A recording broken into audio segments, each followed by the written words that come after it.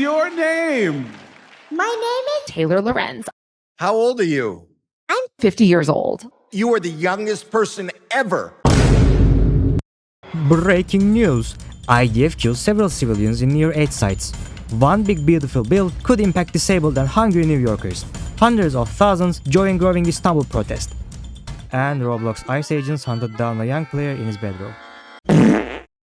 Miss Lorenz recently has been on the drama scene for her attacks on Ethan Klein, the easiest target on the whole web right now because you can practically make anything up about him and 50,000 people will like your tweet. So let's start with a quick recap. A short while ago, Lorenz has stated that Ethan is sexually harassing young women. She doesn't provide any sources in her statement, but I guess this partly comes from an 11-year-old H3 video posted to Bravery Jerk. This video was an attempt to criticize edgy content that was pretty much the norm at the time.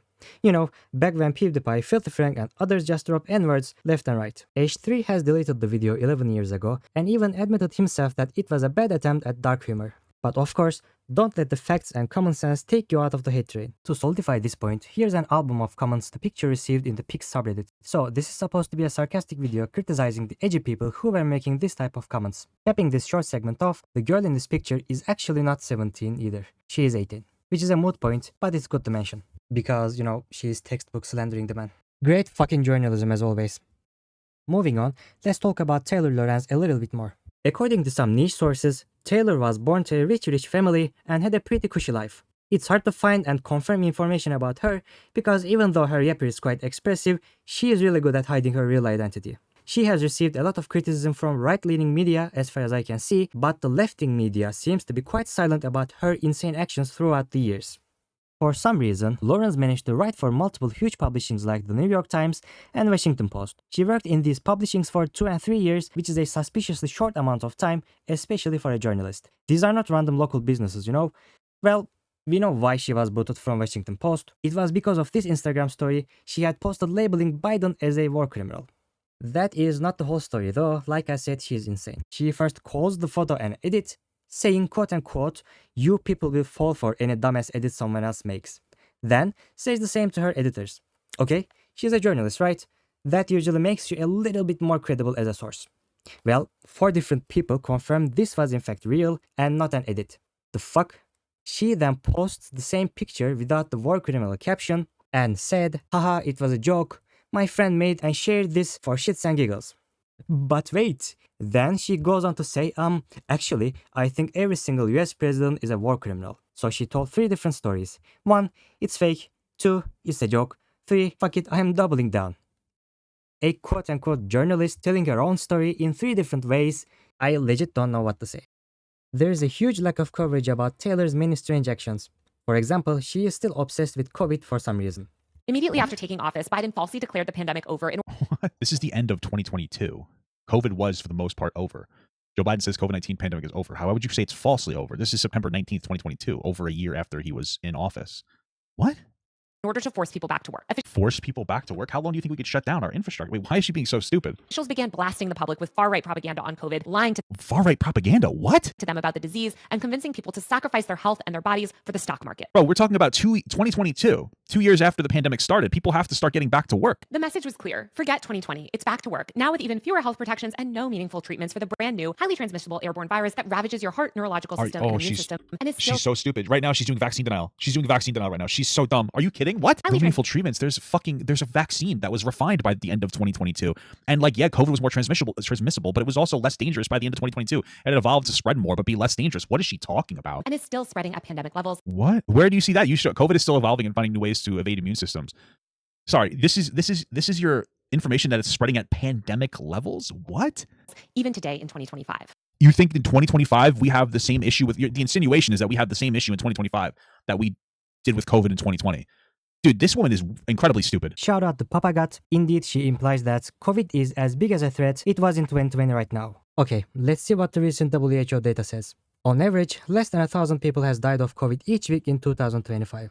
To establish a baseline, on average, 9,000 people die each week due to flu. Great. Right now in the US, more people die of blood poisoning than COVID-19, and the leading causes of death are heart disease, tumors, accidents, etc. Of course, there is also a risk of long COVID, which is around 6 to 7%. Data suggests COVID in 2025 is less impactful than the good old flu. I appreciate the concern, but you know, some of us have to work, make money and pay the bills. Next up, she recently reposted one of Hassan Piker's mods about ContraPoint's Common Sense Israel-Palestine take. Now, that would be funny if you weren't calling yourself a journalist, Taylor. I think this really highlights the terrifying anti-intellectual wave drowning the online left these days. How can you trust an unprofessional shitstirrer? Keep in mind that I'm not even touching the past controversies. Definitely watch Content Cop Taylor Lorenz. It's a video a billion times better than this one. Also, speaking of memes, did you know that she has an Instagram meme page? Hey! Meme review. Yep, this 40-something-year-old so-called journalist has a meme page. It's full of stolen tweets and memes. I really like this meme. The red Hamas butt plug, Iran flag, jihad, hammer and sickle. 2025 white woman jihad is something out of a satirical dystopian movie. Anyways, the page is full of shit like this. It's kinda cool how she steals content and doesn't credit the original owners. I know, the other meme pages do the same as well, but keep in mind that this is a professional journalist. Lastly, I should talk about our creepy practice of talking to underage people without parental consent in private. Again, check out the Content Cop Taylor Lorenz for a better deep dive, but Taylor speaking to minors seems like a pattern of behavior. I really think there is more to expose about her. God knows who else she talked with on TikTok or Twitter DMs. I comment on every single TikTok on the For You page, like, oh, cool, or just to get the conversation going because that's how you meet people. Part of it helps being a woman, to be honest. I think it's much easier for me to slide into these people's DMs in a non-threatening way than from a male journalist in his 30s kind of DMing random teen girls. So I definitely use that to my advantage. I never talk to teenagers like I'm trying to be a teenager. I want them to know that I am a journalist, even though I want them to feel casual enough that they could message me at any time. Taylor, why the fuck are you sliding into teenagers' DMs? So, let's put this all together now. Her connections are shady at best, and her background suggests that she was born into a very privileged position. She is a compulsive liar who openly lies about her age, Instagram posts, and God knows what else.